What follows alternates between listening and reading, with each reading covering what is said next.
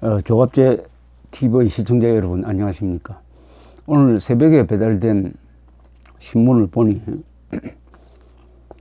조선일보 사설에서 아주 정치 보복 수사를 단호하게 비판하는 잘 쓴 논설이 하나 있었습니다. 이것을 여러분들한테 먼저 소개해 드리고 싶습니다. 서울중앙지법 형사 51부는 24일 군사이부 사령부의 인터넷 댓글 사건으로 구속된 임관빈 전 국방부 정책실장에 대한 구속 적부심에서 석방 결정을 내렸다. 김관진 전 국방장관 석방 이틀 만이다. 법원은 또 전병헌 전 청와대 정무수석에 대한 뇌물수수 혐의 구속영장도 기각했다. 법원이 제시한 사유는 모두 검찰 적용 혐의가 법적으로 죄가 되는지가 명확치 않고 증거인멸과 도주 우려도 낮다는 것이다. 김 전 장관과 임 전 실장은 경찰의 영장 청구 자체가 무리였다. 김 전 장관이 국방장관이던 기간은 북의 사이버 공격에 우리 군이 대비를 강화하지 않을 수 없는 상황이었다. 지금 조선일보 사설을 제가 소개를 하고 있습니다. 김정은은 사이버전은 핵미사일과 함께 인민군대의 만능 보검이라고도 했다. 검찰은 사이버사 대원들이 작성한 댓글 73만 건 중 정치 댓글은 1%에 불과한 8,800여 건이라면서도 정치 개입 혐의를 적용했다. 하루 10건도 안 되는 그 댓글을 본 사람은 전국에서 몇 명 안 될 것이다. 그걸로 어떻게 정치에 개입하나? 유죄 확정 판결 전까지는 무죄로 추정한다는 헌법조항 27조 사항은 피의자에게 충분히 항변 기회를 주라는 뜻이다. 특히 보기에 따라 위법 여부에 차이가 나는 이번 사건은 피의자의 항변권을 반드시 보장해야 한다. 하지만 신병이 구속되거나 그를 위기에 처하면 자기 방어가 어렵고 심리적으로도 크게 위축된다. 이른 아침 자녀들이 지켜보는 앞에서 압수수색을 당한 검사가 스스로 목숨을 끊는 일까지 있었다. 재판을 채 받기도 전에 죄인처럼 되는 것이다. 민주법치국가에서 있을 수 없는 일이다. 검찰의 권력 하층 수사 가운데 구속 기소된 피의자가 재판에서 무죄로 판결나는 일이 적지 않았다. 이때 피의자는 구속 후 포승에 묶인 모습이 노출되는 걸로 어마어마한 인격적 형벌을 받은 것이나 다름없다. 무죄 판결 다음 검찰이 그 인격 형벌을 배상해 줄 방법이 없다. 국방장관과 안보실장처럼 안보의 상징과 같은 사람을 죄가 되는지 안 되는지도 모를 혐의로 포승에 묶어 이리저리 끌고 다니며 망신을 주면 군의 사기 저하는 불가피할 것이다. 유죄 증거가 명확치 않을 때는 피고인에게 유리하게 판단하는 것이 사법 대원칙이다. 검찰 적폐 수사 과정에서는 이 원칙이 완전히 무시되어 왔다. 삭스리식 몰아치기 수사로 구속영장이 남발되고 있다. 이를 1차적으로 막아야 할 영장 담당 판사들은 권력과 인터넷 여론의 압박을 받고 있다. 전례를 찾을 수 없는 정치 수사 태풍 속에서 법치 자체가 위기다. 이 마지막 문장이 결론입니다. 전례를 찾을 수 없는 정치 수사 태풍 속에서 법치 자체가 위기다. 동아일보도 비슷한 취지의 사설을 썼습니다. 중앙일보도 비슷한 논평을 쓰고 있습니다. 특히 중앙일보는 이 집권 여당의 중진 국회의원들까지 나서가지고 김관진 장관을 구속 적부심에서 석방해준 판사에 대해서 어느 지역 출신이라든지 누구하고 가깝다든지 하는 연좌제, 헌법이 금지하는 연좌제를 적용을 해가지고 막말을 하고 있는 데 대해서 이 전영기 씨는, 필자인 전영기 씨는 대법원장이 발언을 해야 되는 거 아니냐, 이런 주장을 하고 있습니다. 저도 동감입니다. 집권 여당은 사법부의 독립을 존중해야 합니다. 사법의 독립, 언론의 자유는 민주주의를 지탱하는 두 기둥입니다. 아무리 대법원장을 자기 편에 맞는 사람이라고 해서 임명을 하더라도, 대통령 임명을 하더라도, 임명된 다음에 대법원장은 독립적 존재입니다. 사법부의 독립을 지켜내고 판사들이 마음 놓고 법과 증거에 의해서, 양심에 의해서 재판을 하도록 보장해 줄 울타리는 대법원장입니다. 대법원장입니다. 근데 지금 이루어지고 있는 사태는 권력 그 자체인 집권 여당과 그 여당과 상당히 친한 민간인들이 합세를 해가지고 김관진 장관한테 무죄를 주었다고 욕을 하는 게 아니라 풀어주었다고, 공정한 재판을 위해서는 이 사람이 불구속 상태에서 재판을 받아야 되겠다는 판단에 대해서 왜 잡아두지 않느냐고 이렇게 모질게 압박을 가하고 있는 것입니다. 판사에 대해서.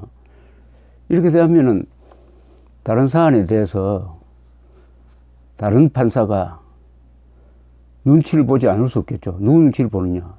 권력과 선동 여론의 눈치를 보면은 거기서 희생되는 것은 개인의 인권입니다. 개인의 인권입니다. 우리 헌법 제10조는 국가는 개인의 인권을 신성하게 간주하고 보장해야 된다고 못을 받고 있습니다. 개인 한 사람 한 사람의 인권이 보장되어야 합니다. 그렇다면 자꾸의 이 사태는 일종의 이것은 사법방해입니다. 우리나라에는 사법방해죄는 없지만은 실질적으로는 권력기관에 있는 사람이 판사에게 이렇게 협박을 한다든지 압박을 가하는 것은 명백한 사법방해로 미국 같으면 이건 형사처벌 대상입니다. 더구나 조선일보 사설이 적절하게 지적했듯이 김관진 장관한테 적용된 구속영장에 적힌 이 내용이 과연 죄가 되는지 안 되는지 앞으로 다투어 봐야 한다는 판단을 구속적부심 재판장이 했습니다. 죄가 되는지 안 되는지 앞으로 다투어 볼 사안이다. 명백하게 범죄라고 볼 수 없다. 그 앞에 구속영장을 발부한 영장 담당 판사는 범죄가 소명된다, 범죄 이미 증명된다고 했지만은 3명의 판사들이 합의해서 결정한 보다 심도 있는 판단에서는 이 자체가 죄가 될지 안 될지 모르겠다. 는 것은 예컨대 좌파 단체가 반국가적 성향의 단체 소속원이 제주 해군기지 건설은 해적기지다 라고 공개적으로 이야기할 때 사이부 사령부의 북한 공작에 대응하는 사이부 사령부의 요원이 제주 해군기지를 해적이라고 한다면은 그럼 이순신도 해적이란 말이냐, 이 정도의 대응을 한 것을 이건 정치 개입이라고 해가지고 김관진 장관을 구속하는 하나의 사유로 삼고 있는 것입니다. 또 그게 정치 개입이라고요. 그런데 선양이 너무나 작습니다. 전체 글 중에 1%도 안 된다는데 1% 내용도 그게 거짓말이 있는 것도 아니고 국가와 국군을 공격한다든지 북한 편을 드는 사람들한테 그렇게 해서는 안 된다고 대응을 한 것입니다. 그 글 속에 선동이 있다든지 그 글 속에 누구 개인을 비방한다든지 개인의 사생활을 까발린다든지 어떤 정당을 선거에서 패배시키기 위해서 한다든지 하는 것이라면 몰라도 군대와 국가와 진실에 대한 공격에 대해서 군인이 나서서 대응한 것이 이게 정치 개입이라고 볼 수 있느냐? 볼 수 없죠. 이게 범죄의 혐의가 있는지 없는지 애매하다는 표현은 저는 뭐 신중한 판단이라고 보지만은 상식적으로 판단해서 이것은 범죄가 아니고 반드시 군대가 사이버 사령부가 해야 될 일이었던 것입니다. 해야 될 일이었던 것입니다. 그런데 어떻게 장관은 그런 내용을 본 적도 없다고 합니다. 김관진 장관 쪽에서는. 물론 그렇게 하라고 지시한 적도 없다고 그래요. 그렇다면 이건 절대로 구속 사유가 아닌 것입니다. 그런데 공정한 재판을 하기 위해서는 검사와 피고인이 대등한 관계에서 일종의 법률 게임을 벌려야 한다는 것이 근대 법치의 근본인데, 그러려면은 피고인도 검찰처럼 자유로운 상태가 되어 있어야 하는데, 그 방어권을 보장해 주었다고 해서 이렇게 판사를 권력자들이 몰아붙인다고 한다면은, 그럼 그 권력자들의 희망에 맞춰서 재판을 하면은 어떤 나라가 되겠습니까? 어떤 나라가 되겠습니까? 원님 재판하는 거죠. 내 죄는 내가 알렸다. 원님 재판. 그리고 정치 보복의 일상화죠. 언론 자유가 침해되는 것이죠. 사법부의 독립은 무너지는 것이죠. 그러면 그것은 독재 국가로 가는 길입니다. 독재 국가로 가는 길. 이 독재 국가로 가는 길을 막아야 될 사람이 언론의 자유입니다. 언론인들입니다. 뭐 다행히 과거에 탄핵 사태 때는 조중동이 공이 어마어마한 과장과 왜곡으로 사실상 박근혜 대통령 탄핵을 부른 주역 역할을 했습니다. 그나마 요사이 이 정치 수사에 대해서 제동을 거는 논평 사설이 나오고 있다는 것은 그나마 다행입니다. 이것으로 과거에 저지른 잘못을 덮을 수는 없을 것입니다만은, 이 순간에 가장 필요한 글을 쓴다는 것 자체가 아직은 한국 언론의 희망을 걸 수 있는 면이 있다는 것을 보여주고 있습니다. 그래서 저는 이제는 당사자가 나서야 됩니다. 대법원이 나서야 됩니다. 대법원장이 나서야 돼요. 대법원장이 나서서 판사들에게 외부 압력을, 외부 여론을 신경 쓰지 말고 헌법에 적힌 대로 오로지 법과 양심에 따라서 판단을 하라 라고 용기를 주고, 부당한 압박을 가하는 집권층과 그 집권층 속에는 대통령도 포함됩니다. 그리고 이 선동 여론을 조작하는 이 홍위병 가까운 세력들한테 엄중 경고해야 합니다. 엄중 경고해야 합니다. 필요하면 검찰에 수사를 하라고, 이 사법부를 압박하고 협박하고 공포 분위기를 조성하는 사람들에게는 검찰에 수사를 촉구하는 이야기도 해야 된다고 생각합니다. 만약 이렇게 판사들이 당하는데도, 이렇게 판사들이 위협을 받고 있는데도 언론은 적극적으로 나서서, 보수 언론은 적극적으로 나서서 판사를 보호해가지고 법치를 지키려고 하는데, 정작 당사자인 대법원장이 내몰라라 하면서 방치한다면 판사들이 과연 용감하게 소신 있게 법과 양심에 따라서 판결을 할 수 있겠습니까? 또 그분들이 대법원장을 존경하겠습니까? 어려울 때 도와주는 사람을 잊지 못합니다. 모든 인간은.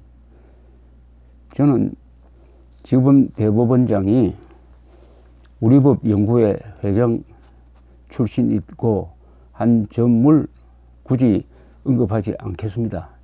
대법원장이 되면은 그런 과거를 완전히 초월해서 한국의 법치, 한국의 어린 민주주의를 수호해야 할 자기의 책무가 너무나 무거우므로 과거로부터 떠날 수 있고, 과거와 인연을 맺었던 사람들과도 관계를 정리할 수 있다고 생각합니다. 흔히 대의멸친이라고 합니다.